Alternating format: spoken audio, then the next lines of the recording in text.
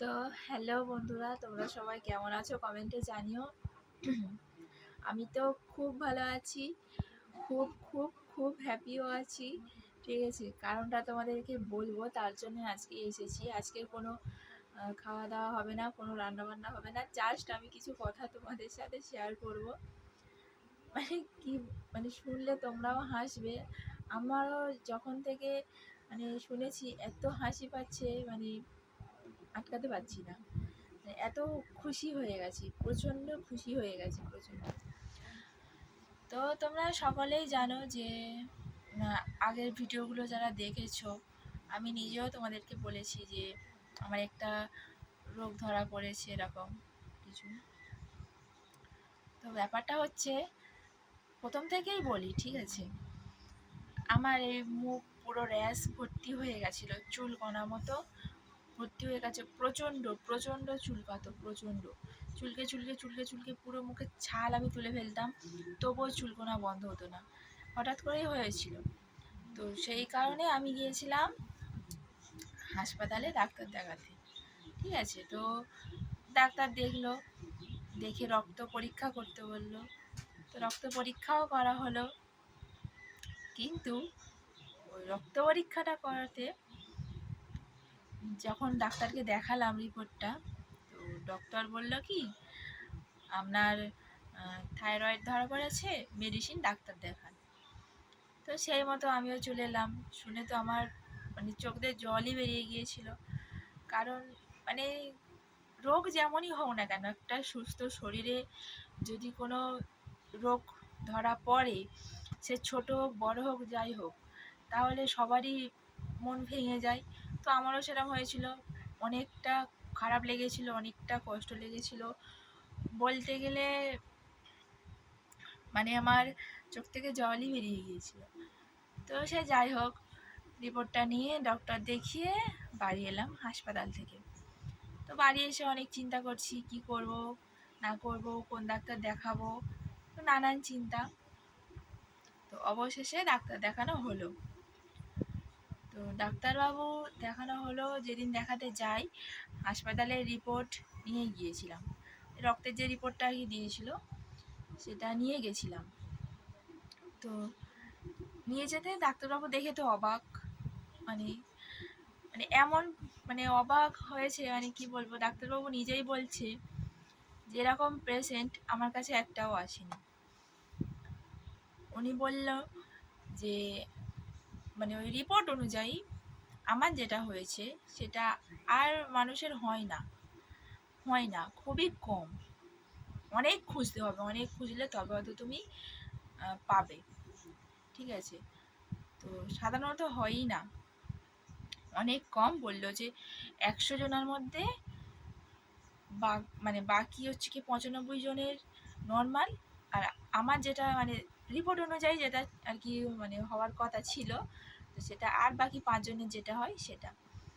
তো এটাও শুনে আমার তো মানে প্রচণ্ড ভয় লাগছিল, প্রচণ্ড, যে এরকম হয়ে গেল হঠাৎ করে।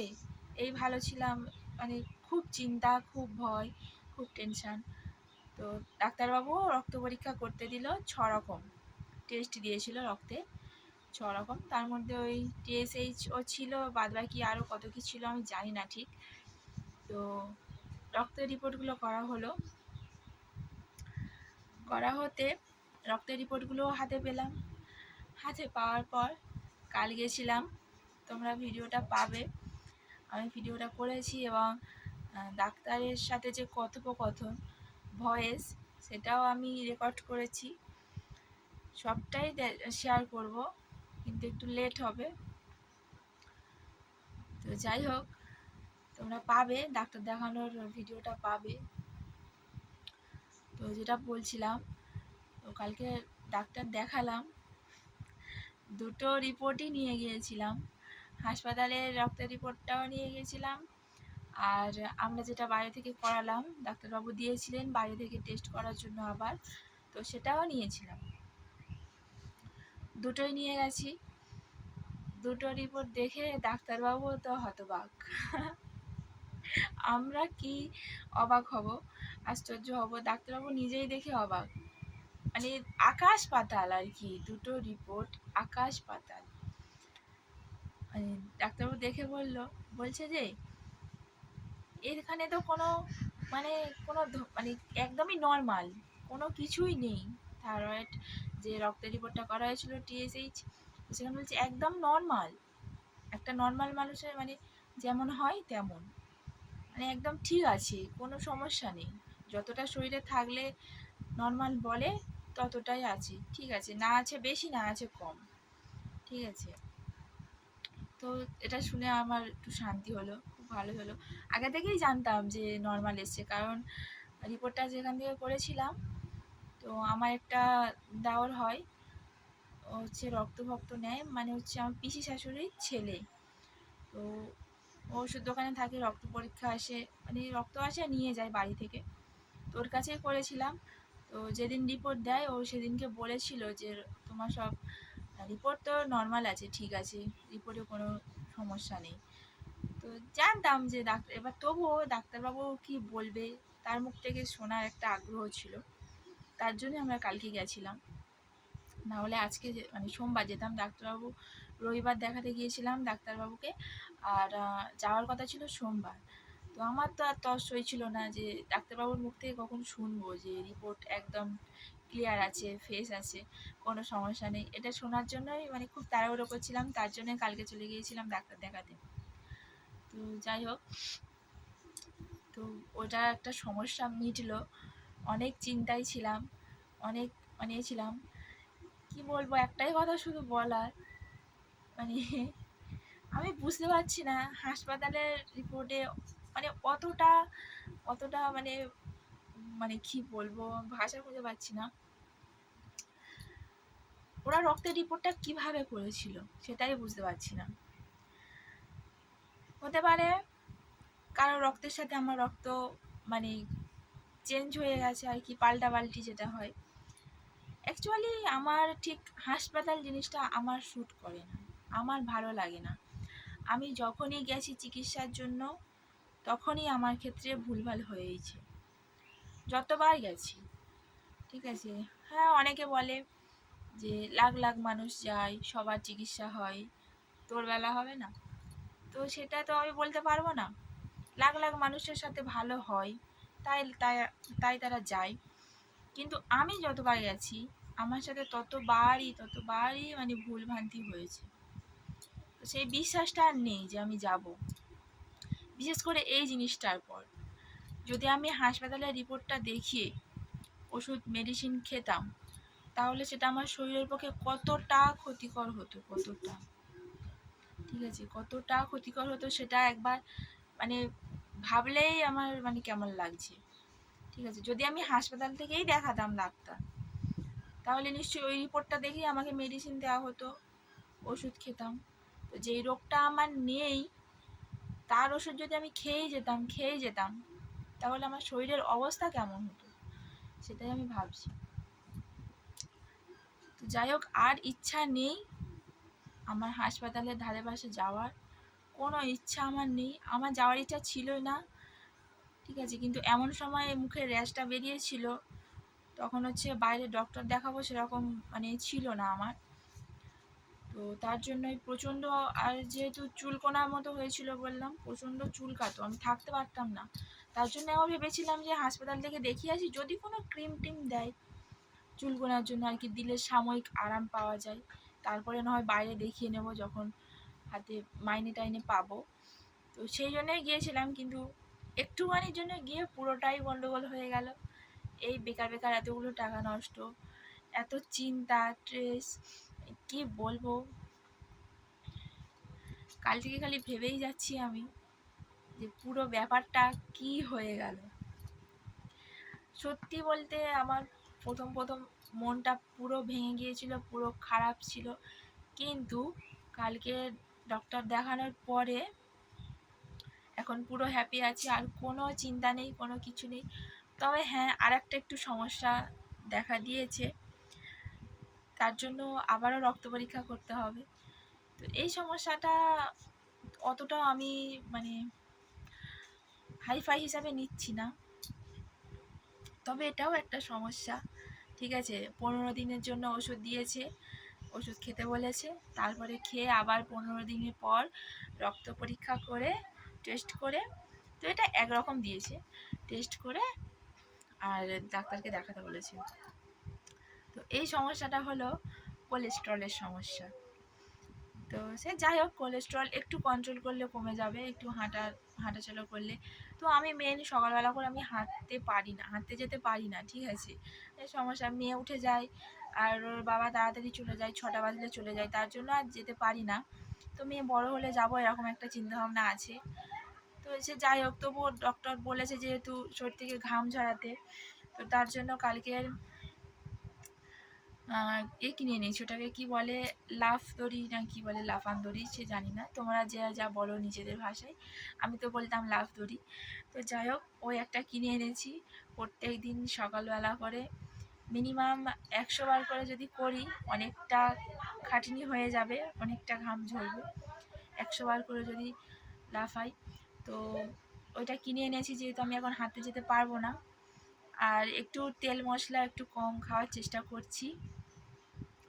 তো এটা সেরকম কোনো বড় একটা ব্যাপার নয় আমার কাছে।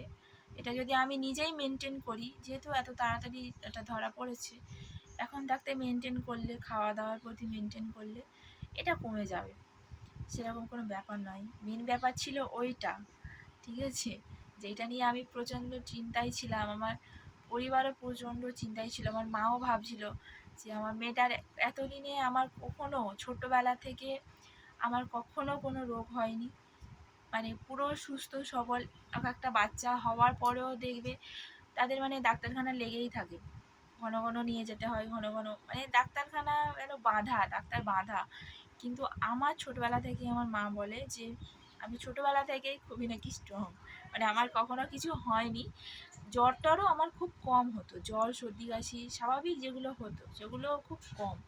মানে একটা সুস্থ সবল মানুষ আমি এত বড় হয়েছি, আমার শরীরে কোনো রোগের ছিটেফোঁটাও নেই, ঠিক আছে। সেই শরীরে হঠাৎ করে যদি এমন একটা রোগ ধরা পড়ে, তো তাহলে তো মানুষ ভয় পাবেই। আমার মা তো প্রচণ্ড চিন্তায় ছিল, মাকে জানাতেও পারিনি কালকে, আজকে ফোন করব, একটু পরে ফোন করব, ফোন করে মাকে জানাবো, কারণ মাও অনেক চিন্তায় আছে, টেনশনে আছে। তো মাকে জানাবো, কারণ জানালে মাও একটু খুশি হবে, টেনশন মুক্ত হবে।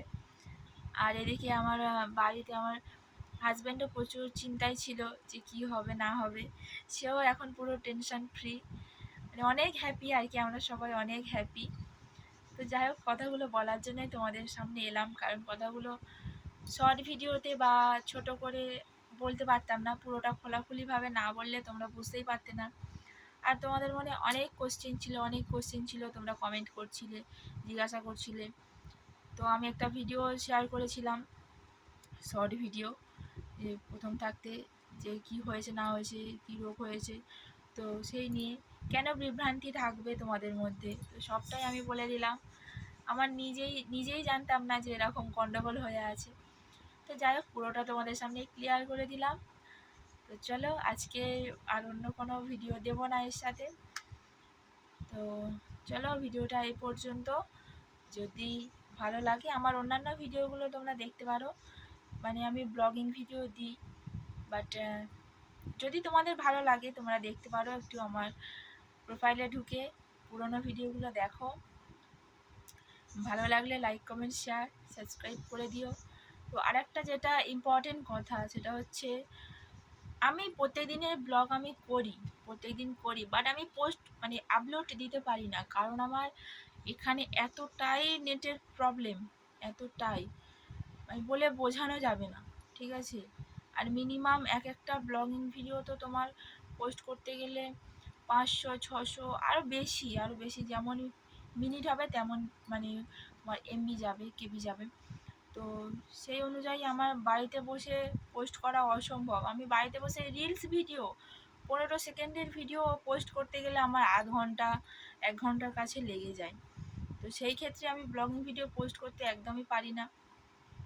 আমাকে ভিডিও পোস্ট করতে গেলে আমাকে বাইরে অনেকটা দূরে যেতে হয়। তো ওই বর্ষা বাদলের দিনে বৃষ্টি হলে তো আমি যেতে পারি না, তার জন্য মানে আমার ফোনেতে ভিডিও ভর্তি, ঠিক আছে, ভিডিও ভর্তি, কিন্তু আমি আপলোড করতে পারছি না। এতটাই প্রবলেমের মধ্যে আছি এখন। তো একটু মানিয়ে নিও, ঠিক আছে? প্রত্যেকদিন হয়তো ভিডিও আমি দিতে পারবো না, হয়তো সপ্তাহে 2-3টে করেই দেবো। তো যাই হোক, ভালো লাগে তাহলে একটু সাবস্ক্রাইব করে দেবো। আশা করছি এই প্রবলেমটা বেশি দিন হবে না, কারণ আমার হাজব্যান্ড বলছে একটা ওয়াইফাই লাগিয়ে দেবে এই প্রবলেমের জন্য। আমার অন্যান্য আরও জায়গায় কাজ করি এই এটা ভিডিও বানানো তো আছে, তার পাশাপাশি অন্য জায়গায় লাইভ বোর্ডও চালাই, সেখান থেকেও ইনকাম করি।